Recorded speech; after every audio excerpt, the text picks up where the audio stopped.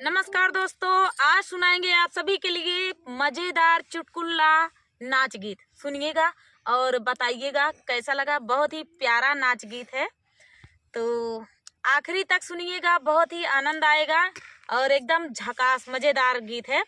चुटकुला नाच गीत है और इसमें है तो जो बिच्छी होती है, बिच्छू डंक मार देता है और कैसे कैसे क्या क्या कैसे कैसे होता है, आप लोग इस गीत के माध्यम से सुनिएगा। एक औरत को बिच्छू मार देता है और उसके पिया हैं क्या क्या कहते हैं, ये दीदी सुनाएंगी। तो चलिए। खेत में नहीं आए, सरसों खेत में आए। सरसों खेत में मारे रही, मटरी खेत में, मटर के खेत नहीं पाए तो सरसों ये खेत पाए। सरसों खेत में बीछी मारिस। बताओ बीछी कैसे मारिस, कहाँ मारिस, के झरवा आए, कैसे ठिकानी हो, कैसे ठिकानी। ये नहीं कि मारे रही आप अपने मरवा बीच से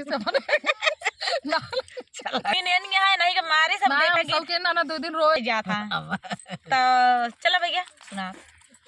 गईले मटरी के खेत मेड़िया भर गईले सकेत, गईले मटरी के खेत मेड़िया भर गईले सकेत, बिछिया मारी के लुकानी ना देखानी बाला माँ, बिछिया मारी के लुकानी ना देखानी बाला माँ, आय ससुर झारवार बैठी सासुर खवार, आय ससुर झारवार बासु बैठी रखवार, छंछा काल कई के रोय मोर बला मुआना, छंछा काल कई के रोय मोर बला मुआना, गईले मटरी के खेत मेड़िया पर गईले सकेत, गईले मटरी के खेत मेड़िया पर गईले सकेत, बिछिया मारी के लुकानी ना देखानी बालमा,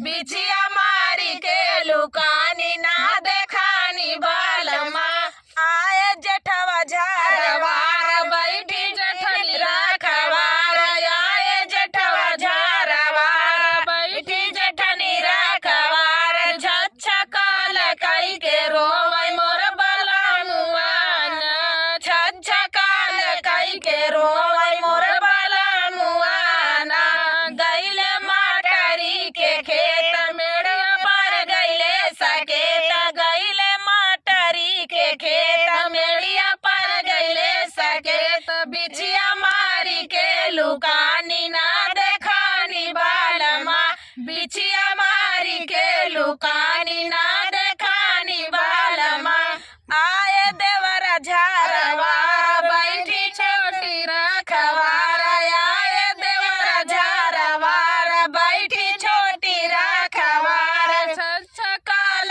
कई के रोवै मोर बला मुआना, छछा काल कई के रोवै मोर बला मुआना, गईले मटरी के खेत मेड़िया पर गईले सकेत, गईले मटरी के खेत मेड़िया पर गईले सकेत, बिछिया मारी के लुकानी ना देखानी बालमा, बिछिया मारी के लुकानी ना देखानी बालमा, आय नंदोई झारवार बैठी नदी रखवार, आय नंदोई झारवार बैठी नदी रखवार, छच्छा काल कई के रोवै मोर बला मुआना, छच्छा काल कई के रोवै मोर बला मुआना, गईले मटरी के खेत मेड़िया पर गईले सकेत,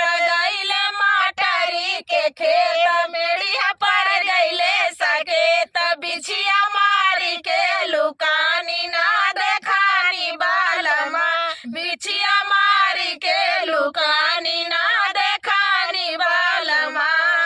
तो दोस्तों ये प्यारा सा चुटकुला गीत आप सभी को कैसा लगा कमेंट में जरूर बताना दोस्तों। भैया मटरी खेत ना है, देख लिया जा। सरसों खेत है, सरसों आजकल मटरी खेत मिलबो नहीं करता है, कहे से कि लील गाय मिलेगा 1.5 महीने के बाद, जहाँ बोई हुए वहीं मिले। नहीं खिया बोई बा, नहीं खिया मिले। हमारे खेत में बोई जाता है, हमारे खेत जौन बना है कि भाई दिखा दी बना ही बना है। यही फरत है भैया, छीमी जैसे मटर में फरत है, लेकिन ये खाई नहीं जाता है, वो खाई जाता है। तो पेराई तो जाता है, पेराई जाता है तेल वीडियो में, तब तक के लिए नमस्कार।